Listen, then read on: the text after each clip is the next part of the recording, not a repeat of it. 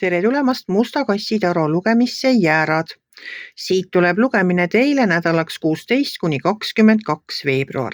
Ma olen teile siia valmis pannud 7 kaarti ja vaatame, mis neil kaartidel teile siis selleks nädalaks öelda on. No see nädal on teil küll ikka seinast seina.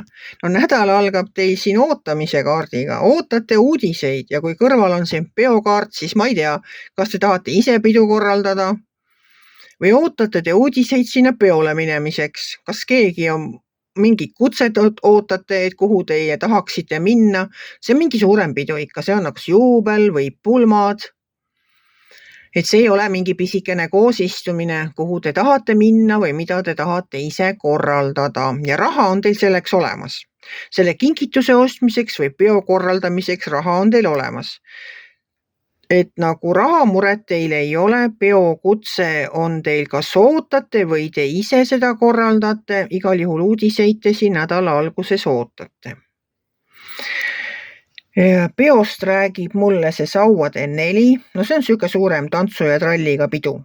Et see on siuke tore pidu, et hea energiaga pidu, et kindlasti minge, kui teid sinna kutsutakse või kui te ise plaanite seda pidu korraldada, siis andke aga minna, sest raha on teil siin küll. Et see müntide äss räägib sellest, et teil on nagu kõik olemas.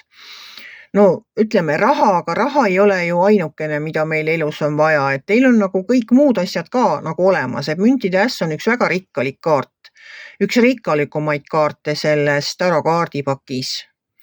Et tema ütleb, et teil on nagu absoluutselt nagu kindlustatud kõik. Te ise muidugi, mulle tundub, et te ise mõtlete seda, et teil pole piisavalt, tuleb veel hirmsasti tööd teha, vähkrete siin unetuna öösel ja mõtlete, ma ei tea, kas teil tuleb see töö nüüd ennem peole minekut ära teha? Te olete nii tüdinenud ja tülpinud, et te olete nii tüdinenud sellest töö tegemisest. Te ei taha enam üldse mitte midagi teha. Mul tundub, et te mõtted on selle peo juures, aga te ei saa nagu kohe sinna nii väga minna. Ennem tuleks nagu tööd teha.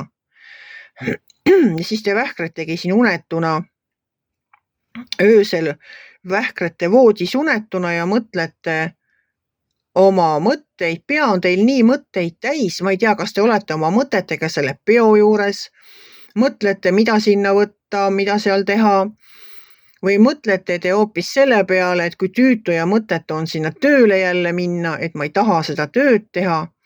Et seda tülpimust ma näen siin selles karikate 4 ja töö tegemine on müntide 3. Müntide 3 on selline rutiinne, tavaline töö tegemise kaart, et tuleb teha tööd. Ja seda unesvähkremist ma näen siin, kus on teil siin mõõkade 9. Mõõkade 9 ongi selline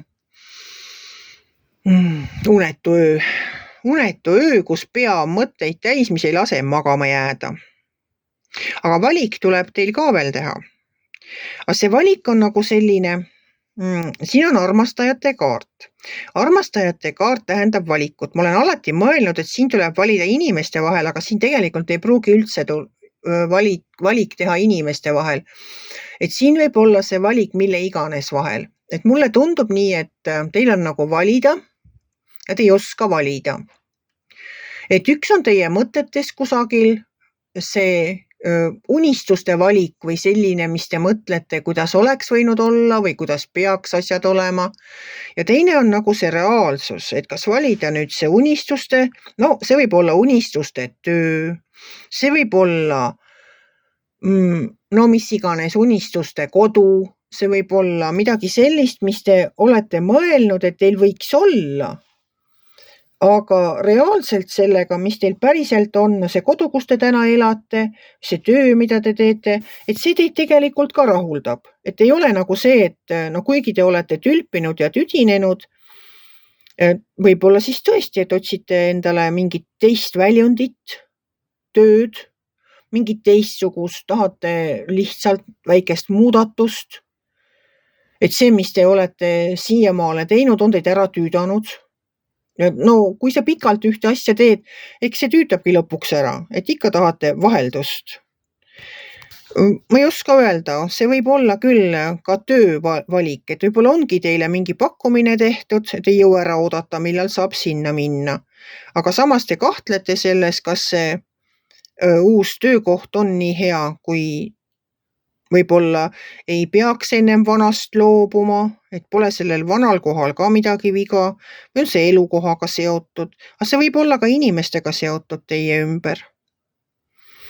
Et mis iganes see on, tuleks teil nagu valik teha. Aga see on alles siin nädala lõpupoole, nädala lõpukaart, üsna viimane. Et selle valiku tegemise saate rahulikult nagu lükata sinna nädala lõppu. Eks te mõtlete selle peale tõenäoliselt ka siin nädala sees. Et no seda pidu ma teile soovin, seda küllust teil on ja häid uudiseid soovin. Ärge siis väherge seal unetuna öösel, kõik läheb väga hästi ja valik tuleb ükskord ikka teha. Valik tuleb teha ja sellel nädalal me jõuame tulihobuse aastasse. Ja kõik, kes sellel aastal saavad 60. Ehk on sündinud 1966 ja tähistavad sellel aastal oma 60. juubelit, siis teile ma panen südamele seda, et see on teie aasta. Iga 60 aasta tagant tuleb see aasta, kus teie sündisite. Just see sama aasta, kus teie olete sündinud. See on kindlasti väga märgilise tähendusega aasta teie elus.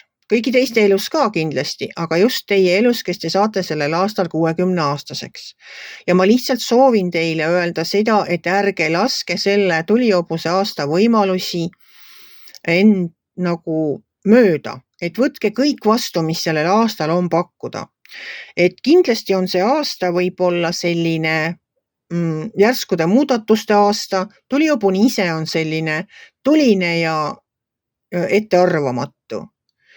Et ka see aasta võib tulla selline tuline ja ettearvamatu. Et kui te olete midagi edasi lükanud, mõne otsuse tegemist, kas pole olnud aeg sobiv või pole olnud teil julgust need otsused teha, siis võib-olla sellel aastal oleks õige see otsus ära teha ja nende asjadega, mõne asjaga võib-olla lõpetada, mida pole tahtnud lõpetada või mõne uue asjaga algust teha, millega olete pikalt planeerinud alustada. Et kasutage ära selle aasta võimalusi, et selliseid aastaid, kus teie saate nagu elada selles samas aastas, millesse te ise sündisite, et neid tuleb elus ette võib-olla ainult üks kord. Et soovin teile tarku otsuseid sellesse tulihobuse aastasse, soovin teile kõigile tarku otsuseid ka sellesse nädalasse. Ja olgu teil siis seda toredat pidu seal. Kui teile minu lugemine meeldis, ärge olge kitsi. Pange ikka like pöial üles, võite ka kommenteerida ja kohtume järgmisel nädalal.